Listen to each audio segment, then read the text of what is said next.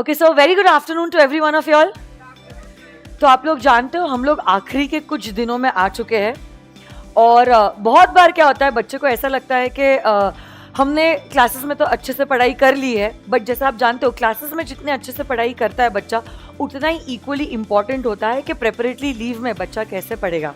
तो अब आने वाले कुछ दिन जो है आप लोगों को प्रेपरेटरी लीव की तरह मिलने वाले हैं। स्टार्टिंग फ्रॉम, समझ से चलो कल से आपका प्रेपरेटरी लीव चालू होता है। So tomorrow is the 25th of July और 25 जुलाई से लेकर 31 अगस्त तक का लगभग का आपके पास 30-35 दिनों का टाइम है for your CA foundation examination September 26। तो अब अगर हम सब्जेक्ट देखते हैं लॉ का, प्रॉब्लम ये होता है कि बच्चों को आता सब कुछ है बट फिर इवेंचुअली उसको ऐसा लगता है कि कॉन्फिडेंस नहीं आ रहा है, लिख नहीं पा रहा है और मार्क्स नहीं मिलते हैं। तो 30 दिनों में क्या ऐसी कोई आइडिया है जिससे कि बच्चा क्या कर पाए, कॉन्फिडेंट भी फील करे, रिवीजन भी हो जाए, रिवीजन के साथ साथ प्रीवियस ईयर क्वेश्चंस और स्टडी मटेरियल के क्वेश्चंस और RTP के क्वेश्चंस सब कुछ सॉल्व भी हो जाए, वो मॉक टेस्ट भी दे पाए, क्योंकि ये तीनों का combination is the perfect combination for 60+ marks in CA foundation law. सिर्फ अच्छे से समझ लिया मार्क्स नहीं मिलेंगे, समझने के साथ साथ लर्न भी करना है। जो समझ भी लिया, लर्न भी कर लिया, फिर भी मार्क्स नहीं मिलेंगे जब तक आप चीजों को लिख कर प्रैक्टिस नहीं करते हो। और प्लस एग्जामिनेशन में क्वेश्चन आने के बाद आपको क्लिक होना चाहिए कौन सी एक्ट का कौन सा प्रोविजन और कैसे आपको आंसर लिखना है। तो उसके लिए आने वाले दिनों में आप कैसे प्रिपेयर करोगे, टॉपिक वाइज, डे वाइज, मैंने ये पूरा प्लानर दिया है। और इस प्लानर में ऐसा भी है कि आपके लगभग 4 टेस्ट भी हो जा रहे हैं, रिवीजन भी हो जा रहा है और आपकी पढ़ाई भी हो जा रही है। बट हाँ, क्या आपको एग्जाम्शन मिलेगा? The answer is yes, provided इस वीडियो को और आज मेरी बातों को सुनने के बाद आप सिर्फ सुनोगे नहीं, सुनने के बाद आप चीजों को इंप्लीमेंट भी करोगे। Because what is more important is your dedication and your consistency. जोश जोश में 2-3 दिन पढ़ लिया और हो गया, उससे बात नहीं चलेगी। आपका ये जो हार्ड वर्क है, it has to be consistent till the last day of your examination. तो देखो, ये पूरे आने वाले कुछ दिनों को मैंने 3 फेजेस में डिवाइड किया है। पहले वाले फेज में आप पूरा सिलेबस गो थ्रू कर रहे हो और लर्न कर रहे हो, दूसरे वाले फेज में रिवीजन हो रहा है और तीसरे वाले फेज में मॉक टेस्ट हो रहा है। बट ये जो मॉक टेस्ट है एक 100 मार्क्स का मॉक टेस्ट है, बट अपार्ट फ्रॉम दैट आपके 3 और सेपरेट ये सारे प्रेपरेटरी लीव के दौरान भी छोटे छोटे 50-50 मार्क के मैंने टेस्ट प्लान किए, क्योंकि अचानक से सडनली आप सब कुछ करने के बाद जब 100 मार्क का पेपर देते हो ना, you go blank, you don't understand what is to be done, how it is to be done and how are you supposed to tackle the paper. So slow but gradual, you need to take now steps and you need to be a better version of yourself. Starting with this, जैसे मैंने आपको बोला, ऐसे 3 phases में मैंने cover किया है, जिसमें से आपका पहला फेज सबसे लंबा फेज है जो चालू होने वाला है 25 जुलाई से and it is going to go up to the 17th of August. इस फेज में आप पूरे सिलेबस को कवर करने वाले हैं, मतलब चैप्टर बाय चैप्टर छोड़ो, यूनिट बाय यूनिट आप पूरे सिलेबस को कवर करने वाले हो। और इस फेज में जितने भी वीक्स आपको लगेंगे, उस वीक्स में आप मतलब वीकली मॉक टेस्ट भी देने वाले हो फॉर अराउंड 50 मार्क्स। मैं डिटेल में एक्सप्लेन करूंगी आपको ये planner. Second phase will start from 18th of August and it will go up to 30th of August, जहां पे आप फुल रिविजन करने वाले हो। बट कैसा रिविजन होने वाला है, एक एक चीज का रीडिंग नहीं करने वाले हो आप। सारे कीवर्ड्स, जो हाइलाइटेड वर्ड्स है, जो आपने फर्स्ट फेज में हाईलाइट किए, उन कीवर्ड्स को गो थ्रू करोगे और उसके साथ साथ आप क्वेश्चंस भी यहां पे देखने वाले हो। और थर्ड एंड लास्ट फेज में आपका एक मॉक टेस्ट 100 मार्क्स का होने वाला है, जिसमें आप शिद्दत से एग्जामिनेशन जैसे 2 से 5 के बीच में बैठकर 100 मार्क का पेपर देने वाले हो। तो कैसे कैसे क्या क्या करना है, लेट्स चेक इट आउट। सबसे पहली बात तो आपका first week you can start with, देखो फर्स्ट वीक आपका चालू होने वाला है 25 जुलाई से and it's going to go up to the 31st of July, मतलब सैटरडे टू सैटरडे तक का ये प्लानर है। आज का दिन तो खत्म हो गया, ये समझ लेना आप कल से शुरू कर सकते हो with the Indian regulatory framework. But जब आप इंडियन रेगुलेटरी फ्रेमवर्क कर रहे हो, रीड कर लो, सारे कीवर्ड्स को हाईलाइट कर लो। हमने जब इंडियन रेगुलेटरी फ्रेमवर्क आपने देखा था, हमने जब आरटीपी किया था, अपन ने कैसे किया था, what is law and how is a process, तो आपने लर्न कर दिया लॉ क्या है, प्रोसेस, सारे कीवर्ड्स को हमने हाईलाइट कर दिया, लर्न किया, एक बार रिसाइट किया और फिर हम अगले क्वेश्चन की ओर गए। वही चीज आपको करनी है फॉर इंडियन रेगुलेटरी फ्रेमवर्क। एक दिन आपको लगेगा कंप्लीट इंडियन रेगुलेटरी फ्रेमवर्क, क्योंकि नंबर ऑफ पेजेस भले ही कम है but it's a little on the technical side, but that's okay, कुछ नहीं कर सकते, हर चैप्टर इजी चैप्टर नहीं हो सकता है। और उसी वीक में 26 से 29 तक आपको ज्यादा कुछ नहीं, इंडियन कॉन्ट्रैक्ट एक्ट का यूनिट 1, 2 और 3 को कवर करना है। तो पहले वीक के आपके टारगेट में 5 दिनों में आपको क्या करना है, Indian regulatory framework unit 1, 2, 3 of contract act, जो इजीली मैनेजेबल है। ऐसा नहीं है ये इम्पॉसिबल है, इट्स इजीली मैनेजेबल, मैं कह रही हूं। अब आपका जो 30 जुलाई है, आपको कुछ भी नया नहीं करना है।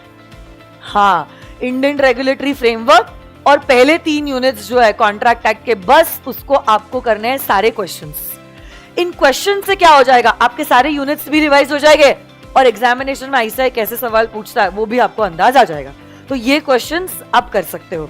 And then before moving on to the next week, ये बहुत इंपॉर्टेंट है, 31 जुलाई को आप 50 मार्क का एक टेस्ट बना सकते हो। ये टेस्ट क्यों देना है, क्योंकि नेक्स्ट वीक जब आप नए कंटेंट पे आओगे, आपको एटलीस्ट कॉन्फिडेंस होना चाहिए, साइकोलॉजिकली जो वो किक बैठता है कि जो मैंने 6 दिन में पढ़ा है वो मुझे याद आया और मैं लिख पाया, उसको कुछ नहीं मैच कर सकता है। मैं आऊंगी, मैं मोटिवेशन दूंगी, बट मोटिवेशन कितने दिन के लिए लास्ट करेगा, 3 दिन, 4 दिन, हफ्ता भर, उसके बाद कुछ नहीं, उसके बाद आप बोलोगे मैम और एक नया टाइम टेबल। बट ये चीज जब आप करोगे, जब आप खुद रिजल्ट्स देखोगे कि मैंने अगर 6 दिन पढ़ाई की है, मुझे 7वें दिन रिजल्ट आया है, you will feel like studying more in the next week. और प्रेशर तो ऑटोमेटिकली तब तक बिल्ड हो ही रहा है, क्योंकि टाइम एग्जामिनेशन का नजदीक आ रहा है, you are like this close to the examination. Next week आपका चालू होगा फिर 1 अगस्त से, 1 से लेकर 5 अगस्त तक you have like good complete 5 days. उसमें आप लोगों को यूनिट नंबर 4, 5 और 6 करना है। ये इजी है क्योंकि देखो सिर्फ 4th यूनिट बड़ा है, 5th और 6th आर वेरी स्मॉल, ठीक है। तो हो सकता है आपको 2 दिन यूनिट 4 के लिए लगे और एक दिन में आपका कॉन्टिंजेंट एंड कॉस्टी कॉन्ट्रैक्ट और breach and it's remedies complete होना चाहिए, ठीक है। क्योंकि सिर्फ लॉ नहीं है ना, आपको दूसरे सब्जेक्ट्स भी तो करने हैं। तो ऐसा नहीं है आप 8-8 घंटे लॉ को दे रहे हो, आप दे पाओगे 3 घंटे, 3.5 घंटे या मैक्स 4 घंटे आप लॉ को दे पाओगे। उससे ज्यादा तो आप दिन में लॉ को नहीं दे पाओगे। अकाउंट्स भी करना है, मैथ्स भी करना है, इकोनॉमिक्स भी तो गो थ्रू करना ही है। तो अगर आप लाइक 12 घंटे पढ़ रहे हो दिन में, तो 3-3 घंटे हर सब्जेक्ट के लिए आपको मिलता है। तो 3-3.5 घंटे है आपके पास, इसमें पॉसिबल है in these 5 days to complete unit number 4, 5 and 6। फिर वापस से 6 अगस्त को नया कुछ नहीं करोगे, 4th, 5th, 6th यूनिट को वापस से रिवाइज करोगे, क्वेश्चन बैंक के सारे क्वेश्चंस आप गो थ्रू करोगे। क्वेश्चंस करने से अब वापस से आपको प्रोविजंस भी क्लिक हो जाएंगे और कैसे आईसीआई सवाल पूछता है और जवाब कैसे देना है वो आपको क्लिक हो जाएगा। And then on 7th August you are going to give 1 more test which is going to be for 50 marks of these 3 units। तो उससे आपकी राइटिंग प्रैक्टिस भी हो जाएगी। 1.5 घंटे का टेस्ट है, तो इस दिन अगर आपको लगता है ये कवर नहीं हुआ तो 1.5 घंटा और आप ले सकते हो, क्योंकि टेस्ट आपका 50 मार्क्स का 1.5 घंटे का ही है। लॉ के लिए टाइम डेडिकेट किया है 3 घंटे का, तो you can study again for 1.5 घंटा and then you can give the test. ये 1.5 घंटे में आपकी उन यूनिट्स की राइटिंग प्रैक्टिस भी हो जाती है। तो ऐसे करके अपने फर्स्ट 2 वीक्स हो गए, इंडियन रेगुलेटरी फ्रेमवर्क खत्म और अपना ये भी खत्म, क्या सारा first 6 units of Indian contract act. फिर 8th, 9th, 10th, 11th, 12th ये 5 दिन आपको स्पेशल कॉन्ट्रैक्ट्स को देने, indemnity, guarantee, bailment, pledge, agency, जो 3 यूनिट्स है, unit number 7, 8 and 9। Same strategy, फिर 13th अगस्त को पूरा रिविजन और क्वेश्चंस, रिवीजन कैसे, सारे कीवर्ड्स को देखते हुए सारे क्वेश्चंस आपको गो थ्रू करने of the question bank. And 14th अगस्त को अब जो टेस्ट देने वाले हो, इट्स गोइंग टू बी पूरा कॉन्ट्रैक्ट एक्ट, और अगर पॉसिबल हो सकते इंडियन रेगुलेटरी फ्रेमवर्क उसमें एक कंबाइन कर लो और आप 100 मार्क्स का एक टेस्ट देना ऑन कॉन्ट्रैक्ट एक्ट इटसेल्फ। तो मतलब अब देखो 3 घंटे में आपके कितने क्वेश्चंस की राइटिंग प्रैक्टिस हो गई थ्रू दिस 100 मार्क्स का टेस्ट।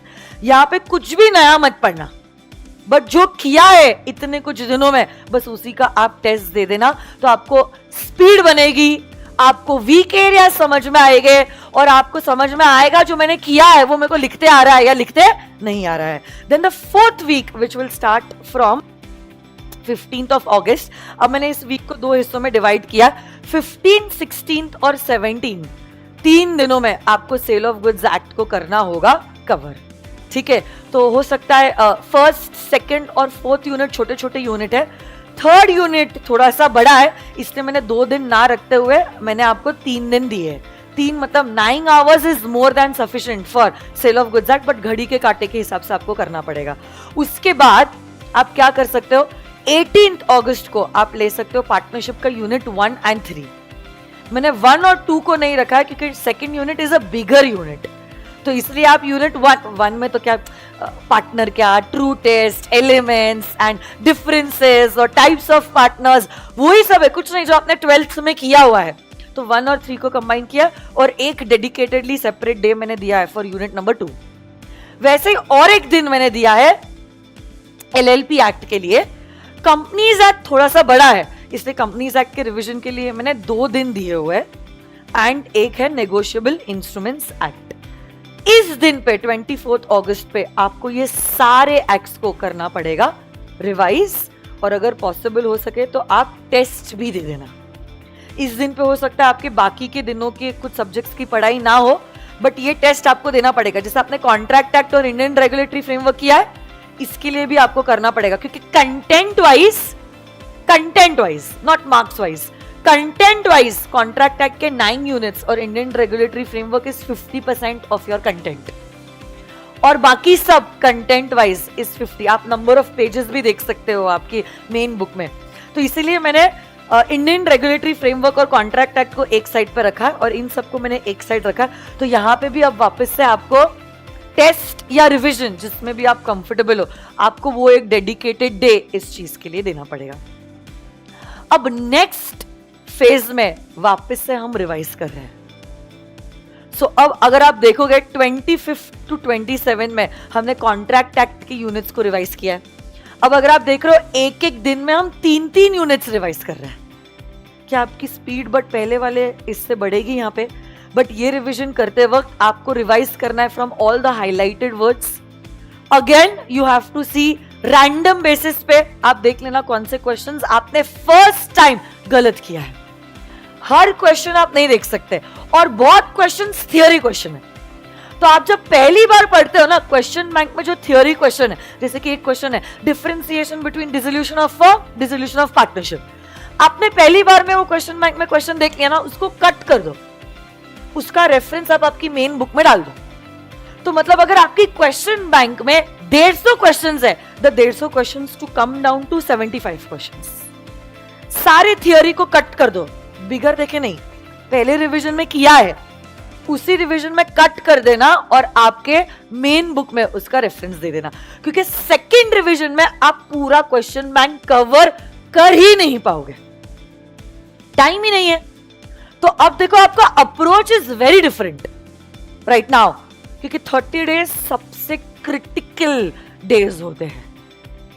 तो आपको उस अप्रोच के हिसाब से रिवाइज, जो क्वेश्चन जो कट नहीं किए हुए फटाफट रिवाइज क्वेश्चन, टारगेट लेके आपको 3 दिन में कॉन्ट्रैक्ट एक्ट खत्म करना है, सेल ऑफ गुड्स एक्ट 1 दिन में, पार्टनरशिप एक्ट 1 दिन में, कंपनीज एक्ट और LLP को मैंने कंबाइन किया है।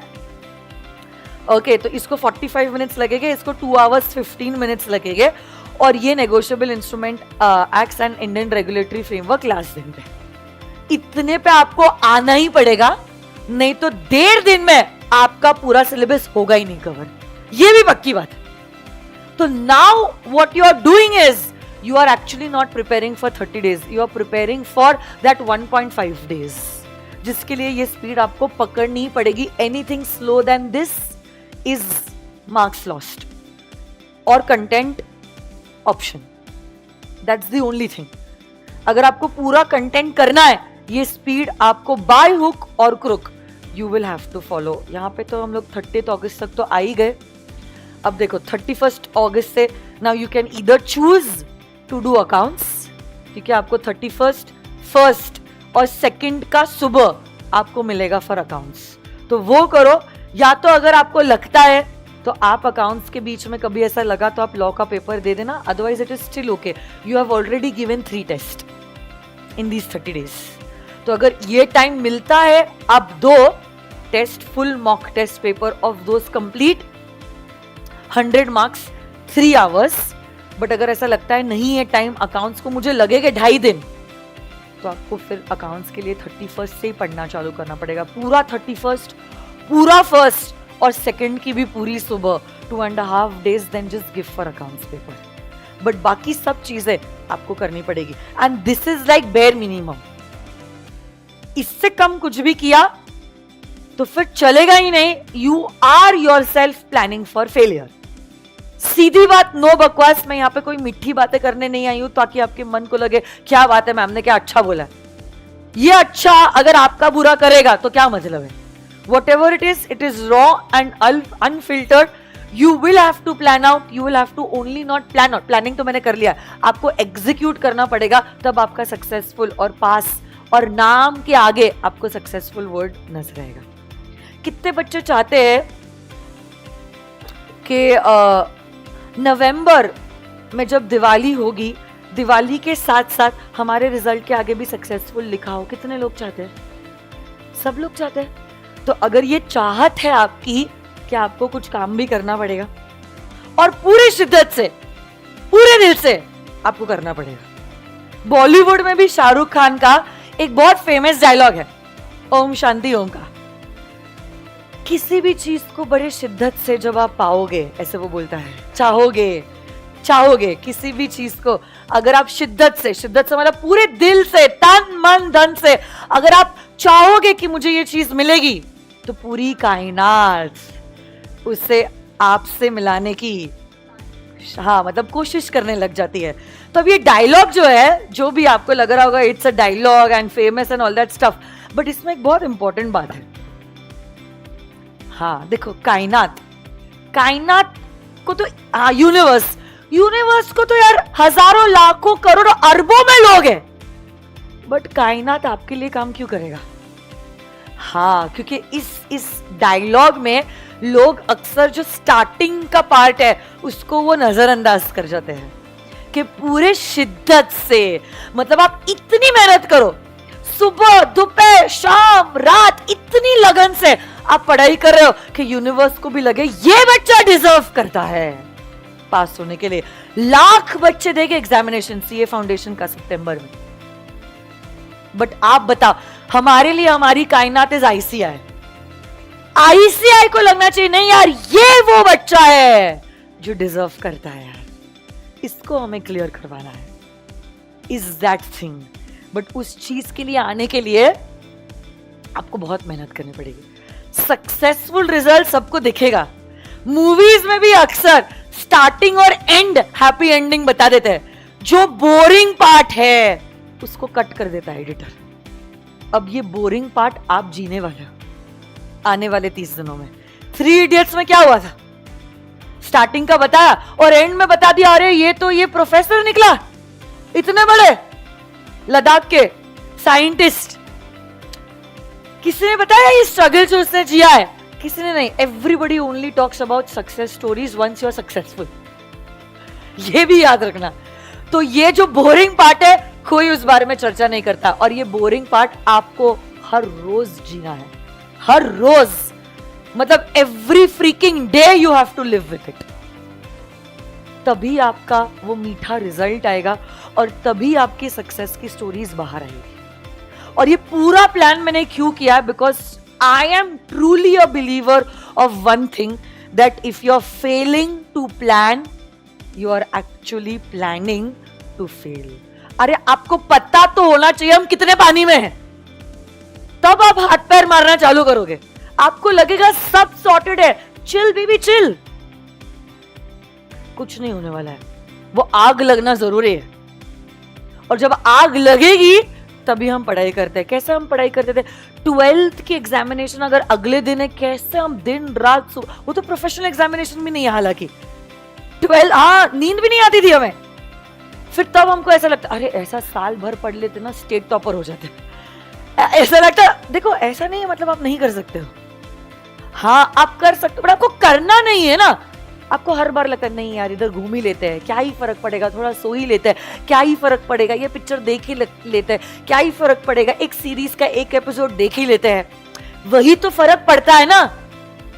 हाँ क्योंकि वो थोड़ा थोड़ा करके बहुत कुछ हो जाता है, because we wasted so much that now we have no clue how are we going to tackle that. तो बेसिकली आप समझ लो 24 आवर्स है ना, आपको पूरे 24 आवर्स पढ़ना है।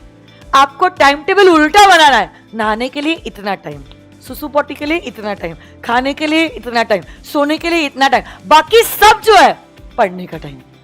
ऐसा नहीं सोचा कि पढ़ना कितने घंटे है, उल्टा रिवर्स साइकोलॉजी आने वाले 30 दिनों के लिए कि पढ़ना तो पूरे दिन रात सुबह शाम है, बट सोना 6 घंटा जरूरी है, खाना पीना 1 घंटा लगेगा, एंटरटेनमेंट आधा घंटा लगेगा, बाकी के 5 मिनट्स आपके म्यूजिक ब्रेक्स वगैरह वो होते रहेंगे, वो अलग बात है। चाय के लिए इतना टाइम, ये आपको करना है। उल्टा रिवर्स जब आप सोचना चालू करोगे, believe me you will be able to score good marks in the examination. आप कोई भी रैंकर का भी इंटरव्यू देख लो, a ranker will never talk in days, he will talk in minutes and hours, because he knows what the importance of every minute is। ये आपका plan होना चाहिए आने वाले 30 दिनों के लिए। Anything below that is one step closer to failure, and anything with this will be a step closer to success।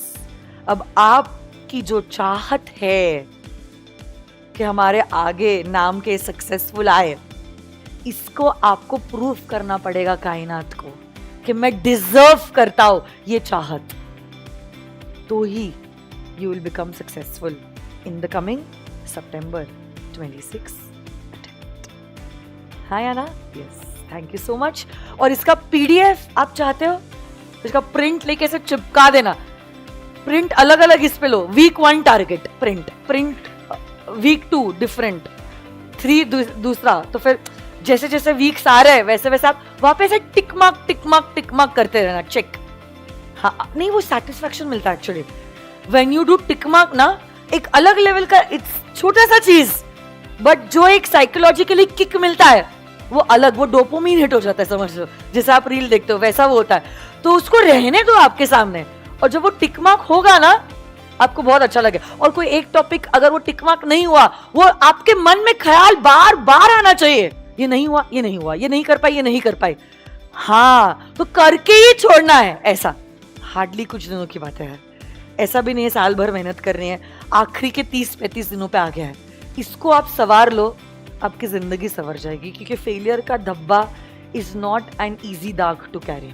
लोग इतने वाहियात होते हैं, इतने कमीने होते हैं, हाँ, और फिर बाद में क्या हो जाता है कि प्रॉब्लम भी तो वो है ना, मेहनत करी भी है बट रिजल्ट अगर अनसक्सेसफुल आया, जजमेंटल हो जाते हैं सब लोग। तो सिस्टम ही अपना ऐसा है, कुछ नहीं कर सकता, अब सिस्टम तो चेंज नहीं हो सकता है। हाँ तो आप एटलीस्ट चेंज हो जाओ, और इमीडिएट बेसिस पे तो सिस्टम चेंज नहीं होगा, सितंबर में ही अटेम्प्ट है, तो at least now you work according to the system, you make it sure कि आपके नाम के आगे सक्सेसफुल है। और इमेजिन करो फाउंडेशन में अगर फेल हो गए, लोग तो यही बोलेंगे तेरी सीए बनने की औकात ही नहीं है। चलो फाइनल में फेल हुआ अलग बात है, फाउंडेशन एंट्रेंस तू नहीं कर पाया तो क्या इंटर और फाइनल करेगा, छोड़ दे भाई। यही लोग बोलने वाले हैं, यही घर वाले भी बोले। आपको सबका मुंह बंद करना है, और मुंह बंद करना है बाय योर रिजल्ट।